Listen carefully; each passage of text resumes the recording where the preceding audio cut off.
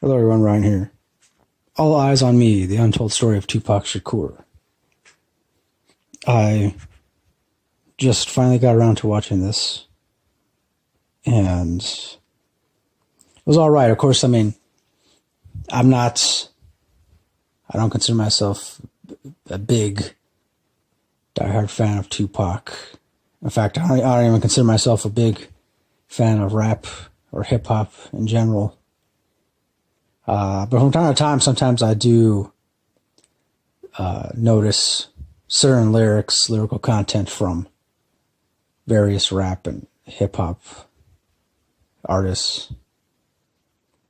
And I remember it was a while ago, one time I picked up a copy of, it was a collection of Tupac's poems. I think it was titled something like The Rose That Grew from Concrete, if I'm not mistaken, or something along those lines. And I remember I really liked it.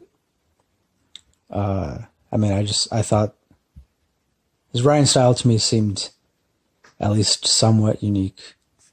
So I would definitely say that I prefer his poetry more than his rap lyrics, song lyrics. Though I mean, I guess, they kind of coincide with each other. So now I am aware that a lot of Tupac fans didn't really like this movie, and I can definitely see where they're coming from with that. Because I don't know, I guess initially this movie, or I don't know who the director or writers, whoever, I guess like they kind of hinted at that this movie would reveal a certain amount of information about his life and all that. And I guess it kind of did, but it still didn't really like go into great detail. I will admit, I didn't know that his mom, she was part of the Black Panther Party. And I had no idea about that. I had never even heard about it before. So I was surprised to see that. It also made me want to know more about his mom and the things that she did with the Black Panther Party, because they kind of touch upon that in the movie, but don't really like reveal too much about it. I mean, I guess because it's a movie about Tupac, not about his mom, and I guess supposedly his birth father. I want to say he was also a part of the Black Panther Party, or like some other kind of similar group or movement, but he never like really had a relationship with his biological father. He had more relationship, I guess, with his stepfather, who was also, I guess, a prominent, militant black leader. That's pretty much what they refer to him as in the movie. Of course, and then I like that it does touch upon, too, about when he was a kid, growing up in New York, and then having to move to Baltimore.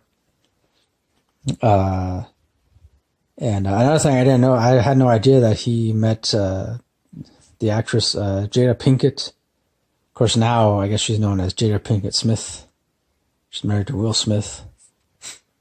But I didn't know that Tupac and Jada Pinkett, they met in Baltimore at this like performing arts school. And I guess they dated for a little bit, or, about us, I guess it wasn't really like serious, or in the movie it wasn't portrayed as being like a serious relationship. I mean, I guess, romantic to a certain extent. So yeah, I didn't know that. But then everything else after that, eventually then when Tupac was forced to move to California, I think I had pretty much already knew about everything else that happened to him during the, I believe, early to mid-90s. And that was mostly because growing up in the 90s, I had a couple older cousins who were big into hip hop and Tupac and the NWA and Ice Cube, and so I couldn't help but retain some of the factoids that they would shoot off here and there when I was a kid, and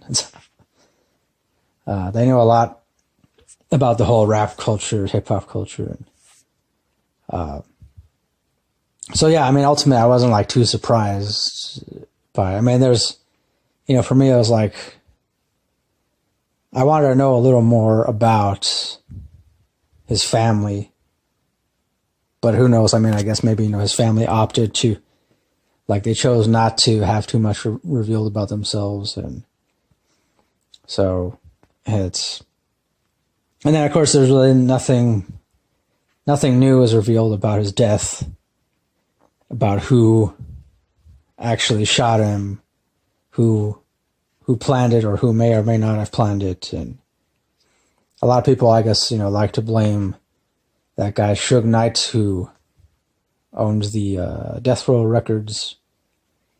And I don't know, I guess I would say like it kind of makes sense to suspect him, and because he's got a long history of violence and aggression. But to this day, unfortunately, there's nothing new. I mean, I don't know, unless, whoever actually did it, either they're long gone now, or they themselves possibly got killed, or, who knows. So it's, another thing I also found interesting was the fact that, like, because there were some songs that I liked from Tupac. I mean, mostly just because of the lyrical content. But usually it was the ones like, because he had some song, like there's one song I know they show him performing in the movie, in which is pretty much like his way of empowering women, telling them, that they don't have to take crap from, overbearing men, and which is a pretty cool song, pretty important message to get out there. And then at the same time, too, I know that he had other songs in which he would contradict himself and, refer to women as essentially bitches. And so I don't know, it got me kind of thinking a little bit like, I don't know what his reasons could have been for contradicting himself, like, because at the same time, too, like, supposedly the FBI, I don't know if it was because his mom and stepfather, and also, I guess, biological father, I guess, I don't know, I guess because his parents had a long history of being a part of the Black Panther Party and other similar groups and movements. I don't know if that had anything to do with the FBI keeping tabs on Tupac as well. And I would say maybe it did. It's a good chance that probably did. And because, yeah, in the movie it makes it seem like that, and I don't know, for me it kind of made it seem like there was a real possibility that the FBI did have something to do with his murder. Of course, I mean, it's not going to be the first rapper or musician, artist, celebrity, in which to have this kind of conspiracy surrounding their death. And so, I mean, yeah, ultimately, I guess I'll give this movie like a rating of, I want to say like 7 out of 10. Maybe 7.5 at the most. And yeah, just because, it's the stuff that I wanted, that I wish that they had expanded on, they didn't. Everything else is just, like I said, nothing really new. I mean, I don't think so. Although I do think the guy that played him, the actor's name is Demetrius Shipp Jr. Yeah. I do feel like he did a decent job. So, yeah, I mean, I think he definitely got the look down. And So yeah, I don't know. Let me know if you've seen this, what you thought about it, or. So I just wanted to review it, and because I figured, because Tupac for me, again, like when I was growing up, it was, Tupac was one of those artists that a